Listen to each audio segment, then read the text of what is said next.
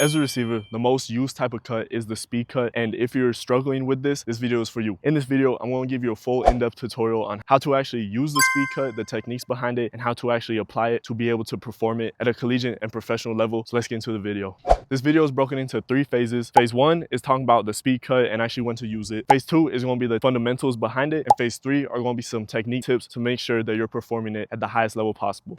Real quick, before we get into the video, if you're a receiver and want to take their game to the next level and become an elite route runner, make sure to check out that first link in the description. I'll talk more about it later on in the video. Now let's get to it. Let's get into phase 1, which is actually what a speed cut is and when to apply it. So the speed cut is one of the 3 main cuts for elite receivers. The first being the speed cut, which is today's focus. Second is the square cut, and third is the snap down. If you're a receiver wanting to actually learn the snap down and perform it at a collegiate and professional level like I'm teaching you today, make sure to go check out my how to snap down video as well. But now, which is today's video's main focus, number 1 is the speed cut. The speed cut is the most used break by any receiver, and you can almost use it in any single route that we have. Now, route examples to actually when to apply the speed cut would be a post, a slant, a dig, a speed out. Literally any route that you have as a receiver, you can apply it. So now let's get into the actual fundamentals behind it. So phase 2, get into the actual fundamentals behind the speed cut. Let's get into it. Let's say we're speed cutting to our left, then we're going to be planting with our right foot. If we're speed cutting to the right, we're going to be planting with our left foot. So now let's get into the fundamental steps. So the speed cut is broken down to 3 fundamental steps. And for this example, let's say we're cutting to the right. Your first step is going to be known as the cut.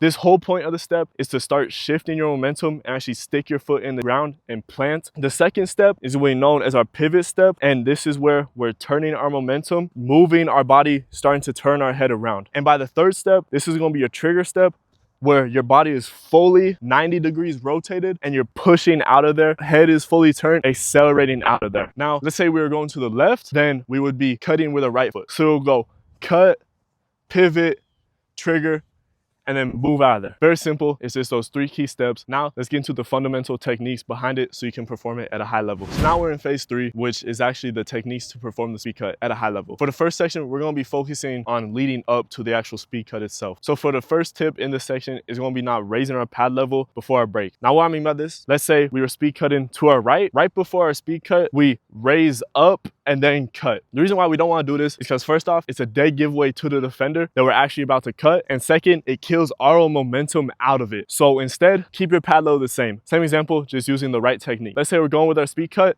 Instead of cutting and raising our pad level before a cut, we keep our pad level the same and just cut right out of it, just like that. The second tip is going to be breaking your stride length before you actually cut. So another example, let's say we're going to the right and we're right before a cut, we're striding, and right before our cut, we go here and then cut. Just like the first one, raising our pad level, we don't want to do this because it's a dead giveaway to the DB, and as well, it kills our momentum and makes us slower out of our break. So instead of doing that, maintain your stride length. A great example of this is maintain your stride length with the cut. So let's say we're at the top, we're just boom, boom, and we don't break it, we just maintain our stride length and cut with our stride length. Now, third and finally is actually use your arms throughout the break. I see a lot of youth and high school receivers struggle with this. When they cut, they just stop using their arms and then they start moving them outside the break. This is completely wrong. Instead, make sure that when you cut, you continue to move your arms throughout it. Then this allows us to accelerate out of the break faster. So now let's get into the actual speed cut itself. So for the first tip for the actual speed cut is going to be stop dragging that back foot. The same example, let's say we're going to the right, we're about to speed cut,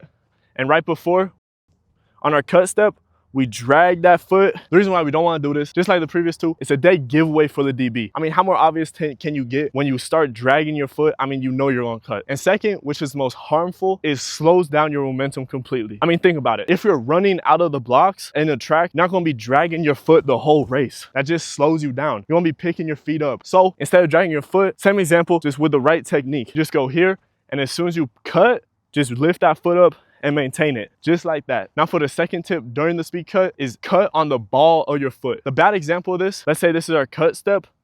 We plant with our heel first and then with our toe. So staying flat-footed throughout the whole thing. First off, we don't want to do this because this enables injury. I don't know how many times I've seen a receiver improperly plant with their heel and tear their ACL. So to avoid this, instead plant with the ball of your foot. So same example, just using the right technique. Let's say it's with our cut step.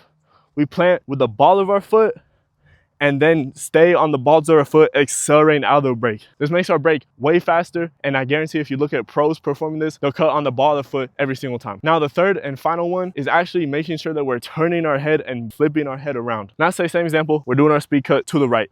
We cut, pivot, and trigger, but on our trigger step, we're still turning our head out of it. You don't want to do this because a lot of the times a QB just wants to hit you immediately out of your break, and as well, getting your head around, you'll be able to track the ball better. So instead, do this. Cut, and then as soon as you're starting to pivot, start flipping your head around. So by the time you're on your trigger step, it's fully around and you're able to catch the ball and turn upfield. So now you have the speed cut fundamentals, and actually now make sure that you apply these so you're able to perform it at a collegiate and professional level. And if you guys have any questions, make sure to drop them down in the comments. I'll respond to them. I hope all you have a breakout season this year and perform at elite level. I'll see you in the next video. If you're a receiver wanting to take your game to a next level and become an elite route runner this offseason, make sure to go check out SmoothU's website. On our website, we have digital programs tailored to fit your specific goals as a receiver. If you're in the Colorado area, we offer one-on-one training sessions tailored to develop you into an elite wide receiver. So if you're interested, make sure to click that first link in the description or DM me Smooth on my socials.